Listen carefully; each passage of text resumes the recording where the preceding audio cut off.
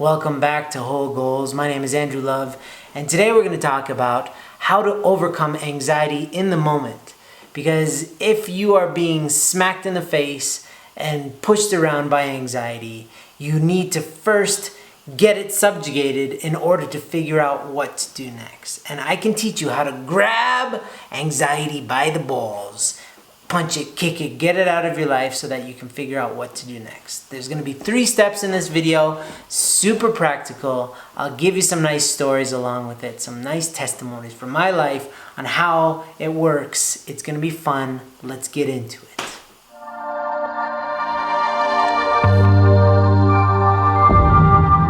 Okay, so first, let's talk about stress. You see, in this world, there's more stress than ever. There's many reasons for this, but the key ones being that we are not living in a natural state. We're not getting the right amount of sleep or the good quality of sleep. A lot of times we're not eating the foods that our body wants.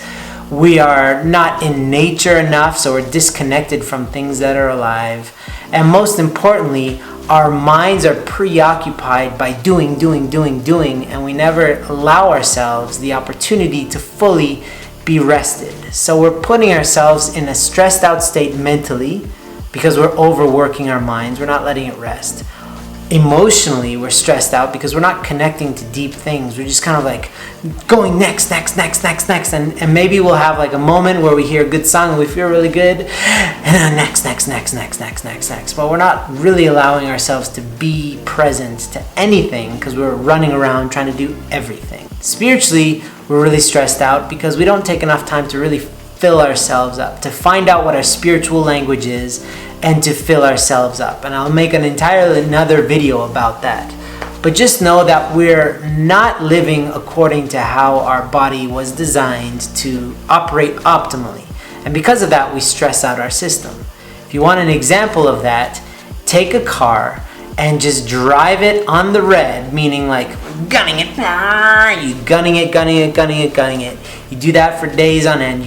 You only drive in the red. See how long your car lasts before the tires wear out, the fan belt, the gearbox, the so on and so forth. Little by little, all the parts are going to break down, and eventually the engine's going to break down. It's going to become unusable. That's us. Oh, I didn't sleep. I'll just have more caffeine. Oh, I didn't connect enough with people. Oh, I'll just stare at my phone more and go on social media. It's not compensating. We're not getting what we need in order to survive. So again, I'll get into some more detail on the, what is anxiety and how we get there in other videos. But just understand that we are stressed out. When you're stressed out for long enough, it creates anxiety. Anxiety is this feeling like you don't have control, okay? And that's when you are separate from your purpose, when you're separate from thoughts that make sense to you, when you're separate and you go into a state of panic, fight or flight. You start to feel like, you start to hyperventilate, your chest, your heart starts to palpitate, and you start to, really like, you're getting scared. Your body is freaking out because your mind is telling it that something is wrong. It's giving it cues that things are not right. And this feedback loop gets stronger until it starts spinning out of control. Have you ever been there? Have you ever been in that state where you just feel like you don't know what's going on? You could be confused, you could be frustrated, you could be just this feeling of overwhelm, like you don't know what's happening. That's what an anxiety attack really feels like, is just you can't make sense of anything because it's like everything is coming at you all at once. Every emotion, every thought is just like bzz. So this is where I want to take you.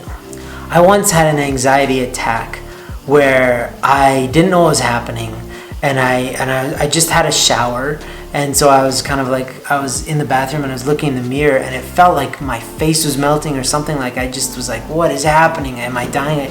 My hands started to tingle, and so I ended up going to the hospital.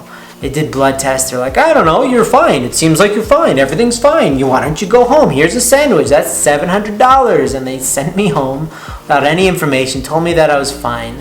Must have all been in my head. It was in my head. I was experiencing an anxiety attack and they couldn't tell me that, right? So this was a long time ago. It was like 20 years ago. So I've since done a lot of work in figuring out what was happening to me at that time. And so in that moment, let me just give you some context. I had been living a very stressful life. I had been living a very stressful job. I had a very stressful roommate at that time that used to spy on me when I would sleep. Let's not get into that. That was really weird. So I wasn't getting a lot of sleep. I didn't feel comfortable.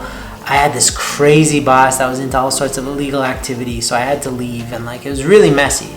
And I lived in this apartment building where there was a lot of crazy stuff happening. It was in Southern California at the time. It was just a really crazy time. And so there's just so many competing factors of stress that were compiling. They were building and building and building until one day I just had an anxiety attack out of the blue, seemingly out of the blue. I didn't know that it was connected to all this other stuff.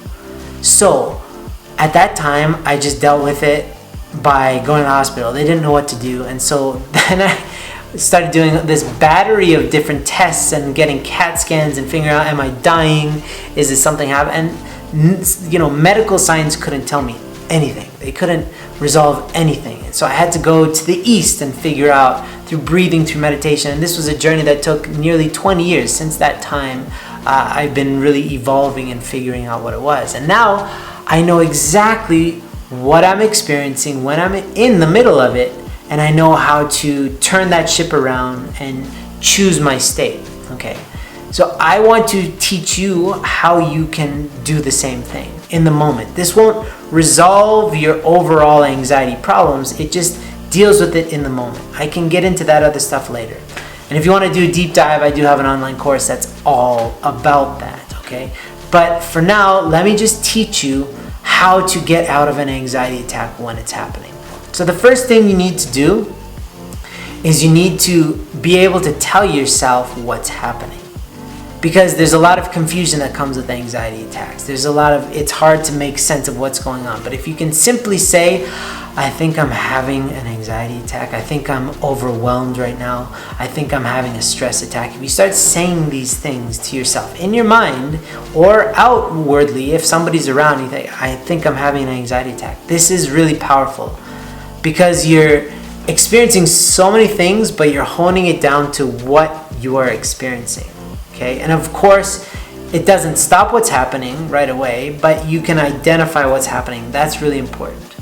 Because part of going into fight or flight is the fact that you're in the unknown. If you've ever been in an accident, if you've ever injured yourself really badly, your body gets filled with multiple different chemicals, namely endorphins and adrenaline, which are all happening in this cascading effect to save you from death.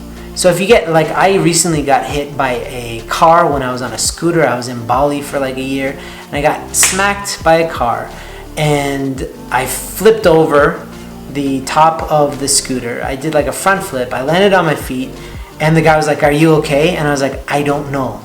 Let me sit down and I'll tell you in a few minutes," because I was coursing with adrenaline. You could have a broken arm and have no idea because you have so much adrenaline. Because your body's just trying to make sure that you get out of danger and find yourself in a safe place, okay? So when you are having an anxiety attack, you are experiencing so many different thoughts and feelings that to simply first say, I am having a stress attack, that's very empowering because you're kind of consolidating everything into one package, okay? Something that you can hold. I have this, I'm doing this, I am having an anxiety attack. There it is, right in your hand. The second thing that you need to do is get into your breath, okay? Breath is really important. You will be breathing really heavily, a lot of short breaths, because that's what we do when we're hyperventilating, and that's what happens. The hyperventilation is the byproduct of panic, okay? And so the first thing you need to do is calm your body down through breath. And that's by focusing on exhales. Okay? Exhale centric calms you down. It puts you in a state of rest and repair. So that could be any combination of breaths so long as the exhale is longer than the inhale. So you can go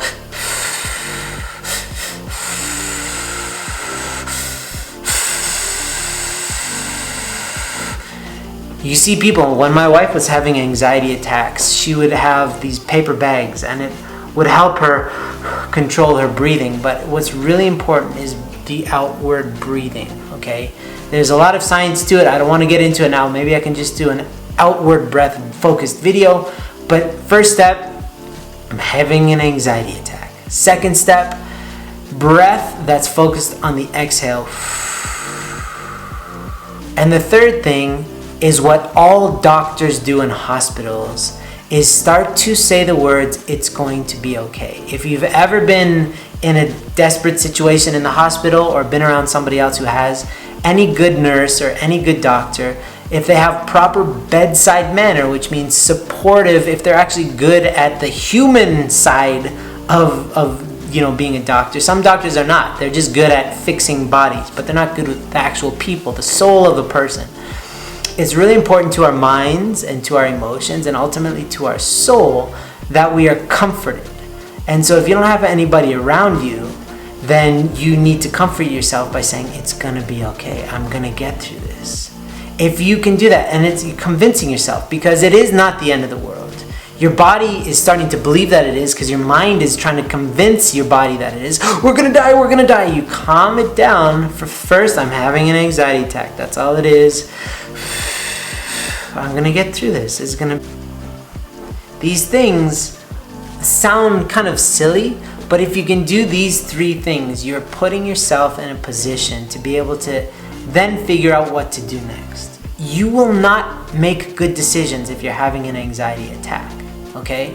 I want to give you a few more examples. One example, I remember this really little kid when I was a little kid. He was my friend's younger brother. We were all playing, and he was like the annoying younger brother. He wanted to play with us, and I forget what we were playing, but somehow he got smacked in the face with a ball or with something, and then he was totally fine. He's like, we were like, "Oh my God, are you okay?" He's like, yeah, I'm fine.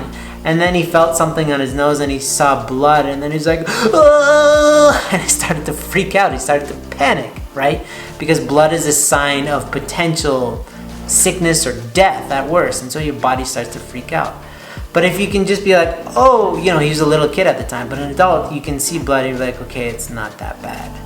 But when you're in some esoteric panic because of anxiety, it's harder to know. You can't feel, "Am I okay or not?" You could be like, "Am I having a heart attack?" You could start to, it's all in your head. So where does it get resolved? In your head. So that's why I'm going to recap these steps. You say, "I'm having a panic attack." You're identifying it. You're calling it by name. You're calling it out. So you're saying, "This is what it is." And then you're breathing with outward breaths. And then you're convincing yourself that it's going to be okay. You don't know. When you go into a hospital, a doctor doesn't know if you're going to be okay. They haven't assessed you, but they tell you that because it's comforting to your soul. It's really important to us. It's really, really, really, really, really, really important to us. So that's really it. It's not complicated. But if you can do these three steps, repeat them, repeat them, repeat them. Try them before you have an anxiety attack so you remember in an anxiety attack what to do. But even just do it when you're feeling stressed. You don't have to have some bold statement of an anxiety attack to test this out. Next time you're feeling stressed or even angry, you can do this to calm down any state. Let's say you're really angry at somebody and you're about to do something stupid. You go, "Okay, I'm really angry. I'm starting to get filled with rage." You identify it, then you start taking some breaths, right? They say deep breaths, but it's much better. Again, it calms you more down when you do outward focused breaths. You can take deep breaths in, but make sure you do long breaths out. Calming yourself. And then you say, "Things are going to be okay." You start doing this, you're reconditioning your mind, your physiology, you're reconditioning the fact that you're asserting your spirit over your body, right? The fact that you're able to somehow control your thoughts. What's that all about? You can control your emotions. What is that? What is that? It's the spirit. The spirit is meant to be in control of your mind, your heart, and your spirit is meant to be in control of your mind, your heart, and your body, right? But most of the time, it doesn't have a say because our mind starts spinning out of control. Our bodies start going into fight or flight. And our spirit's just being choked like... So the best thing that you could possibly do are those 3 steps. Try them out. Again, try them if you're angry. Try them if you're sad. You can try this when you're sad. You can identify, wait, I'm feeling sadness. Calm your body down. Start to... You might want to do more inhale if you're sad, because that gives you energy. So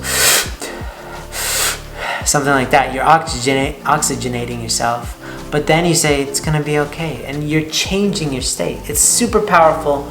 Please try it out. Let me know.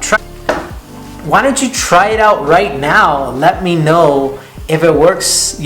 Try it in the next few days. Come back to me. Let me know if it works. Tell me your best variation. The point of these videos is not for me to be an expert. It's to share with you what works and what has been working, because I've tested it out, because I've taken ideas from all over the place and applied them to my life. And I'm giving you the best of the best so that you can create wholeness, which is the harmony of your mind, heart, body, and spirit. So when you experience that, you can have lasting happiness, connection, and all the good stuff that we need and want in life. So, see you in the next video. Take care.